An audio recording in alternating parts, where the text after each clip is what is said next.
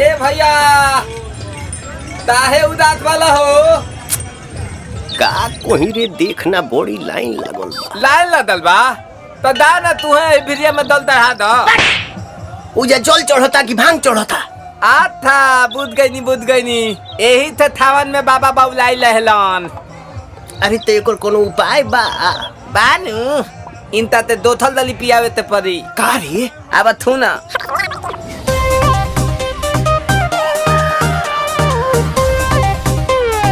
हर हर बम बम।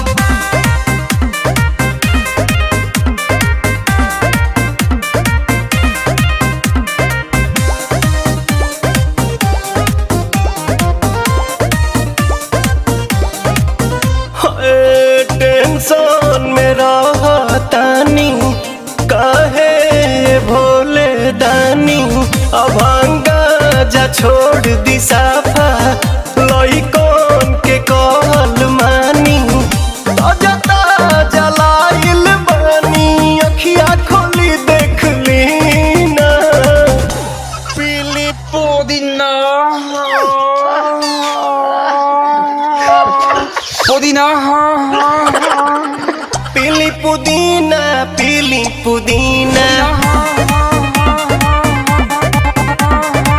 सावन भरही असो भंगिया के बिना। रे बबिया ना पिहन का रे? लोता ना भैया हम पियावा तनी। हाँ हाँ पिया। भनिया धतुलावा थोली बतली तवे तदी भनिया धतुलावा थोली बतली तवे तदी ए तबे लतालाई तली बाबा ए तलोते तदी ए तबे लतालाई तली बेलूरा ताता तली जानतानी बाबा रउआ भंगिया के बिना काम न चलेला एको दिन राम। तनी का ख्याल करी सेवा के अपन हो चढ़ल बाटे सावन के महीना राम। रुको भौजी ये लोग के समझावा तनी। अले दादा अरे झूठो के भीड़ बाड़ा कइले हो सभे के बाड़ा झुरइले हो। झूठो के भीड़ बाड़ा कइले हो सभे के बाड़ा झुरइले हो।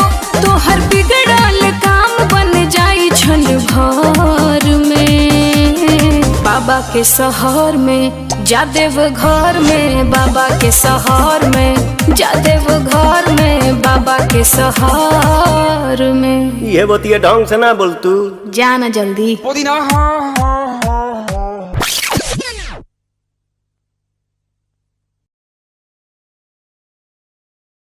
पीली पुदीना